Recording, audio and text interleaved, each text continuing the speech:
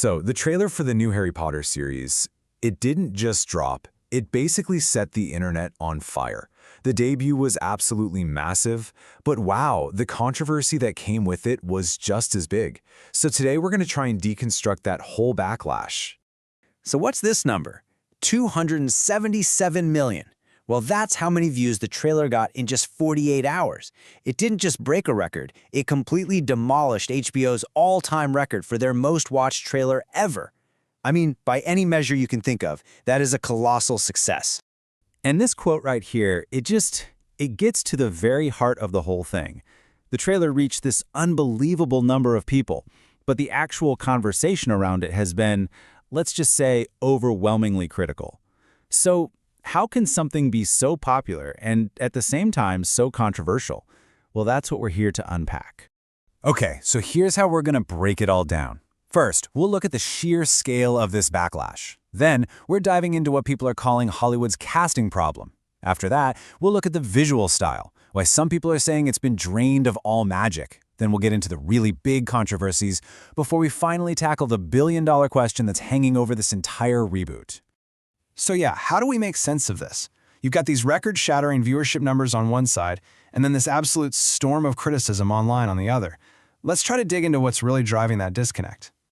You know, for a lot of critics, this is the fundamental question. It's the elephant in the room that the trailer just completely failed to answer. Instead of giving us a good reason for why this reboot even exists, they argue it just created even more questions, especially when the original movies are still so popular and, right there to watch. And that leads us perfectly into our next section. The first major point of criticism, and you see this everywhere online, centers on this trend people are noticing in modern casting, where it seems like having a specific, character-driven look takes a back seat to just being, well, conventionally attractive.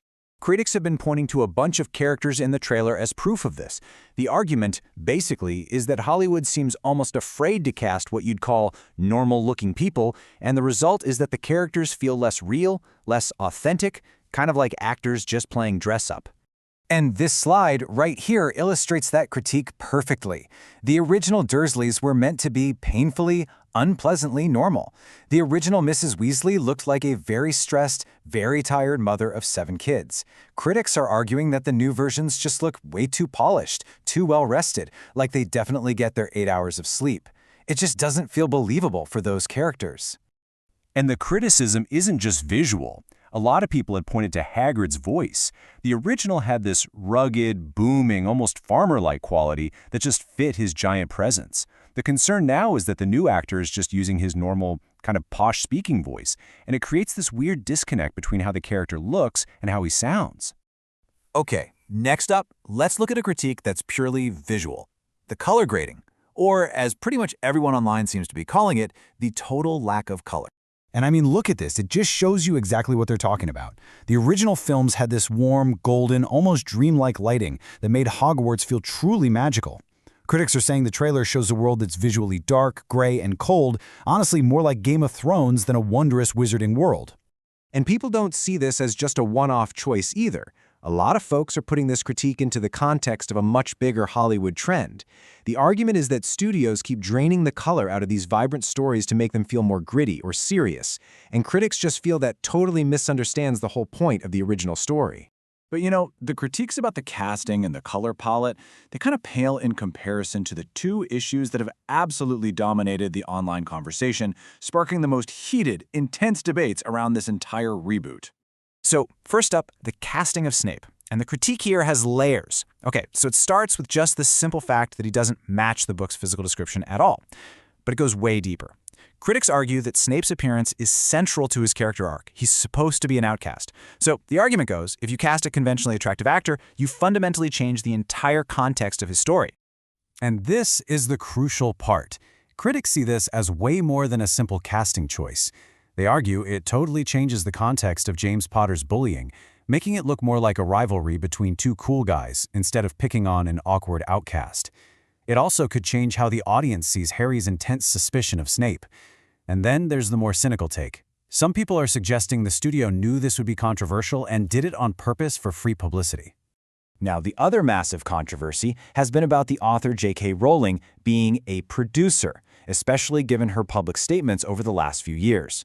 When the CEO of HBO was asked about this, he said that her personal political views are her own, that they are separate from the production, and that she's involved because, at the end of the day, it's her story. And all of these critiques, the casting, the visuals, the controversies, they all seem to lead back to one final, huge question that critics are asking about this whole project. So the main selling point for the show is that it's going to be a 100% faithful, book-accurate adaptation. But that started a whole new debate. On one hand, fans are excited to see every single little detail. But on the other, critics are worried that what works on a page just doesn't translate to the screen. They're concerned it's going to lead to slow pacing and filler that, was cut from the movies for a very good reason. And this, of course, brings us to the money. The sheer scale of this production is enormous, and that's become another huge talking point. So just how much has it cost to bring this whole thing to life? $100 million. I mean, that is just a staggering number for any production. But, and this is the kicker, that's not for the whole show.